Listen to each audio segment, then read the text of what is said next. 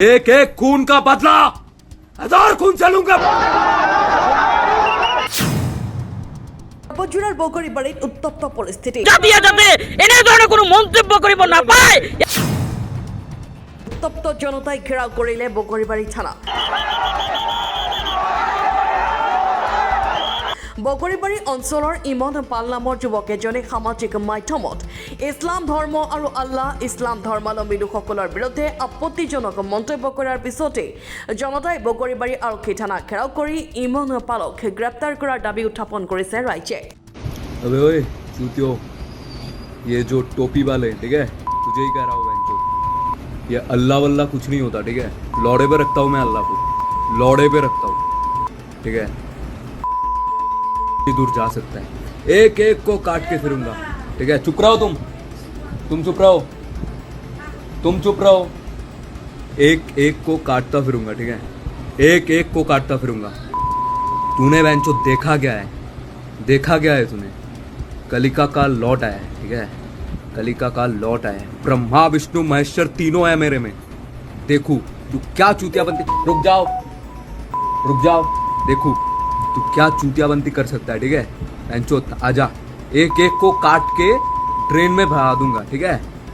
ये जो मेरी माँ के साथ तुम लोगों ने चूतियों ने जो किया है ना, मेरी माँ के साथ जो किया है ना, एक एक खून का बदला 1000 खून चलूंगा मैं। বগরিবাড়ি থানাৰ ভাৰপ্ৰাপ্ত আৰক্ষী বিষয়াগৰাকীয়ে 3 ঘণ্টাৰ ভিতৰত আটক কৰিব বুলি আশ্বাস প্ৰদান কৰাত জনতা অলপ শান্ত হয় যদিও জনতা কিন্তু থানাৰ আগত এতিয়াও ভিৰ কৰি থকা পৰিলক্ষিত হৈছে। বৰ দুখজনক কথা যে আজি বগরিবাড়ির এজন হিন্দু লড়াই আমার উপরলাক মানে আল্লাহর নামত এটা বহুত বড় এটা বদনাম করেছে আর আমার মুসলিম মানুহক কাটিব, কাটি এটা এটা কৈ ফেলাই দিব। এইটো এটা বহুত নিন্দনীয় কাম এটা কৰিছে।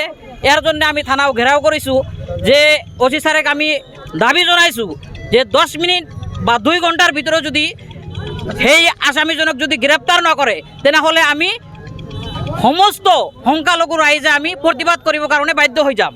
ল'ৰাজনৰ নাম জানিছিল? ল'ৰাজনৰ নাম আমি শুনামতে নাৰায়ণ পাল, তাৰ দেউতাকৰ নাম আৰু নিমন বুলি আমি শুনা পাইছোঁ আৰু শুনামতে নিমন, তাৰ দেউতাকৰ নাম নাৰায়ণ পাল। বগৰিবাড়িৰ ল'ৰা হয়, কালীবাৰী মন্দিৰৰ ওচৰতে তাৰ ঘৰ। ঘটনাটো কি কৰিছে? ঘটনাটো আমি আগতো একো হোৱা নাই, সি মানে দম দিছে আৰু মুছলমান মানুহক। ক'ত দম দিছে?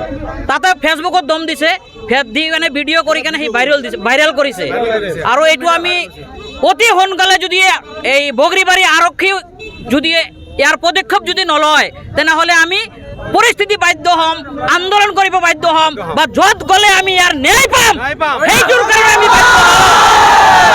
আৰু ইয়াৰ দ্বাৰা আমি সকোৱাই দিছোঁ, এইটোৰ দ্বাৰা আমি সকোৱাই দিছোঁ যে নেক্সট টাইমত যাতে মুছলিমৰ বিৰুদ্ধে যাতে কোনো বাঙালী বা যিকোনো জাতিয়ে যাতে এনেধৰণৰ কোনো মন্তব্য কৰিব নাপায়, ইয়াৰ কাৰণে আমি সকলোকে সকীয়াই আনি দিছোঁ। এইটো নিউজৰ পৰা আপোনালোকৰ নিউজৰ দ্বাৰাই আমি সকলোকে সকীয়াই আনি দিছোঁ।